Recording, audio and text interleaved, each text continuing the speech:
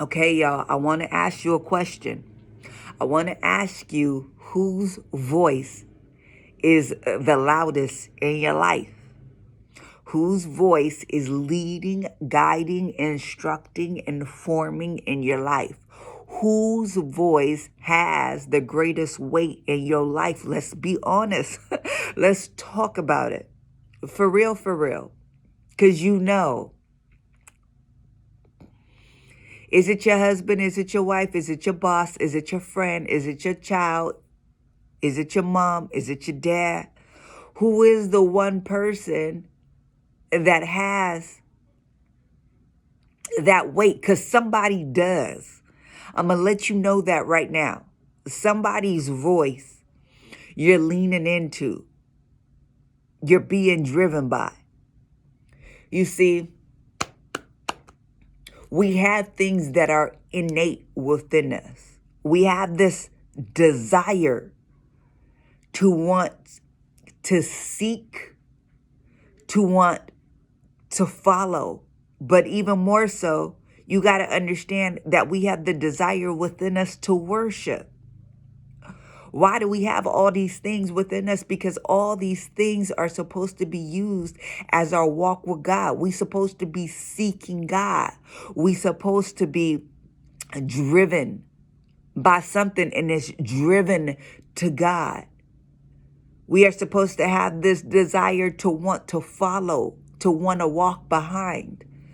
And that's supposed to be to God. It's innate with us to want to worship. You see, there's this pull, there's this drive, there's this urge, there's this bent, this inclination that's within us, that's instilled in us. It's innate. It is coming from inside of us to go out. But if we don't realize that that is supposed to be directed to God, and we are not driven and inclined and bent and directing that to God, it's out there and it is up for grabs. It's up for grabs that anybody that comes could have access to that and take it for themselves. Satan knows this. So Satan knows all he has to do is grab that attention that's supposed to be given to God. He needs to grab that focus, that seeking, that desiring, that worship, that all that's supposed to be given to God. He knows that if you're not giving it to God, it's up for grabs, and he could take it and redirect it towards him. And you like, nah, I don't worship Satan. Nah, I don't worship him. I'm not bent towards him. I'm not inclined towards him. I'm not seeking him. Yeah, but it's bent towards the things of this world. And the ruler of this world is Satan.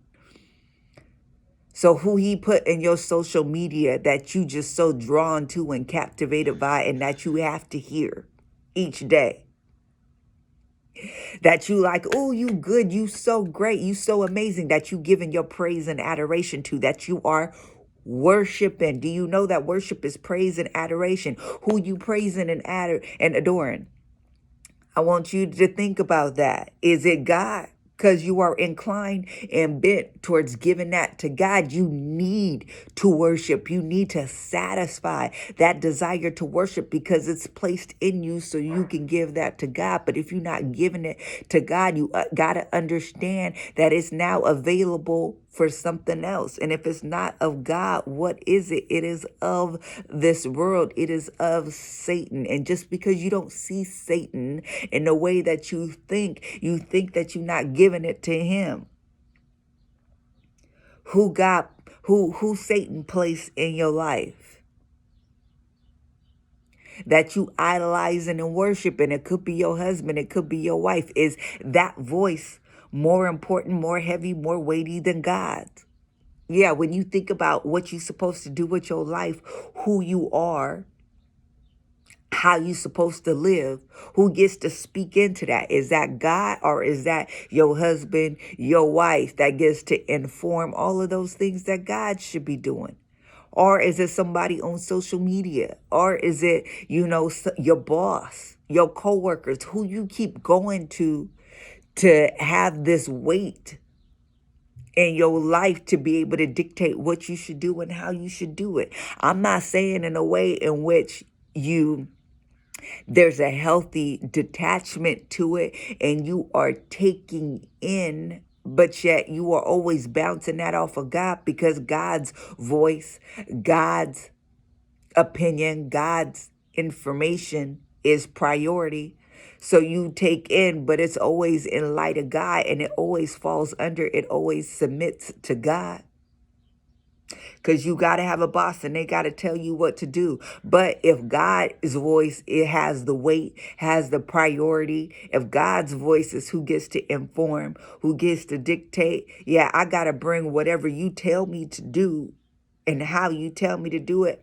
I got to bring that to God, because it's not you, it's God I listen to. See, the only reason why you get to be placed above me is because God placed you there.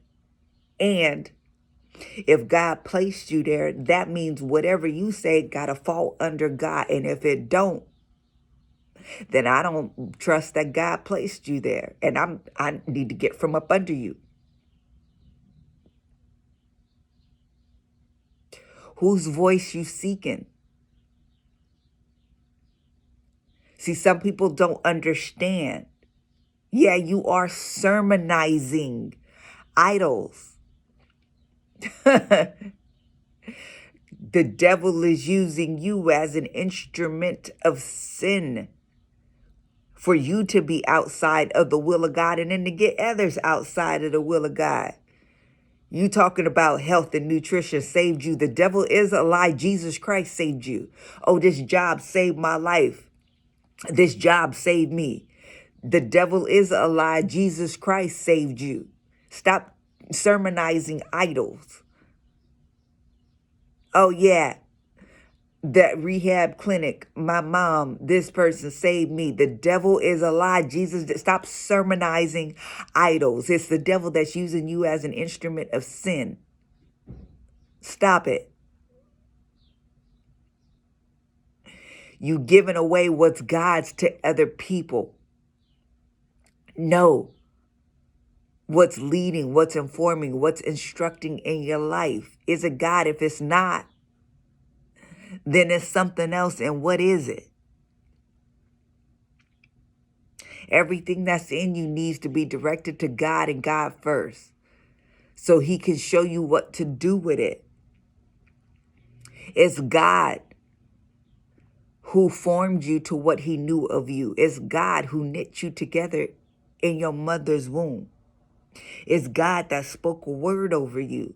Your identities are hidden in Christ Jesus. It's God that has the hope and the plan for you. It's God, God, God, God, God. You should worship God and God alone. It is for you to love God with all your heart, mind, and soul, and then love others as you love yourself. And your whole self needs to be submitted and surrendered to God.